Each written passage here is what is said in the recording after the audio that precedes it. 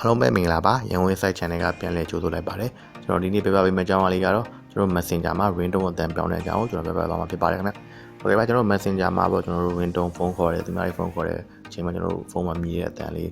ကကျွန်တော်တို့ဒီ Facebook ကပေးထားတဲ့အသံလေးဖြစ်ပါတယ်အဲ့ဒီအသံလေးကိုကျွန်တော်တို့ကြားတာညင်းငွေလာပြီးပြင်လာပြီးဆိုရင်တော့ကျွန်တော်တို့ဒီထဲကဗီဒီယိုလေးတိုင်းကြည့်ပြီးတော့ပြောင်းလို့ရပါတယ်ခင်ဗျ။ Okay ပါကျွန်တော်တို့ဒီဗီဒီယိုလေးကိုလိုက်လို့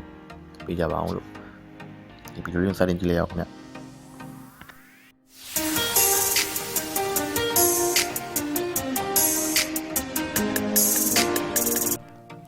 ကျွန်တော်တို့ Yangon Insight Channel မှာ Facebook နဲ့နည်းပညာဆိုင်ရာ tutorial video လေးများကိုနေ့စဉ်တင်ဆက်ပေးနေတာကြောင့်အများအားကြည့်ရှုနိုင်ရန် channel လေးကို subscribe လုပ်ပေးထားကြပါဦးနော်။တင်သမျှ video လေးတွေကိုလည်းမလွတ်သွားရအောင်ခေါင်းလုံးလေးကိုဖွင့်ထားပေးပါခင်ဗျာ။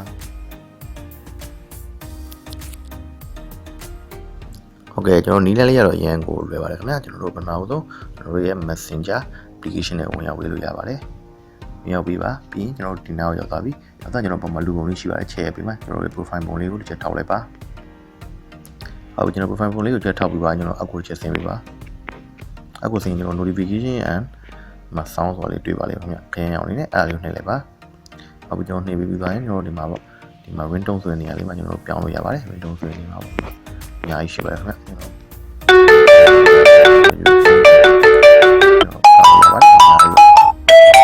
ဟုတ်ပြီကျွန်တော်ဒါတော့ကျွန်တော်ဒီမှာ mix ဆိုတာလေးပြောင်းလိုက်ပါပြီဒီလိုဒီလမ်းမှာလည်းအများကြီးရှိပါတယ်ကျွန်တော်ပြန်ဝင်ရအများကြီးရှိပါတယ်ကျွန်တော်ခုလေးလည်းမပြတော့ပါဘူးဒီလိုလေးကြာအောင်ဆိုလို့ပါခင်ဗျဟုတ်ပြီကျွန်တော်ဒီဗီဒီယိုလေးနဲ့ပတ်သက်ပြီးသိချင်တဲ့များကိုလည်းကျွန်တော် comment ဟိုက comment box မှာမေးထားလို့ရပါတယ်ခင်ဗျပြီးတော့ဒီဗီဒီယိုနဲ့ပတ်သက်ပြီး Windows ချိန်တာဆင်ပြေသွားရင်လည်းအဆင်ပြေကြအောင်လည်း comment လေးပေးခဲ့ခြင်းကျွန်တော်အကူအညီပေးကြပါအောင်လို့ကျွန်တော်တောင်းဆိုပြသည်ခင်ဗျကျွန်တော်ဗီဒီယိုလေးကိုကြည့်ပြီးအားလုံးပဲနှစ်သက်ကြမယ်လို့ကျွန်တော်ထင်ပါတယ်ခင်ဗျာဗီဒီယိုလေးကိုချမ်းမြေ့တဲ့ဆိုရင် like share နဲ့ subscribe လေးလုပ်ပေးထားရပါဦးခင်ဗျာကျေးဇူးအများကြီးတင်ပါတယ်အားလုံးကျမ်းမာရွှင်လန်းကြပါစေလို့ကျွန်တော်ဆုတောင်းပေးလိုက်ပါတယ်နောက်မှတွေ့ကြတာပေါ့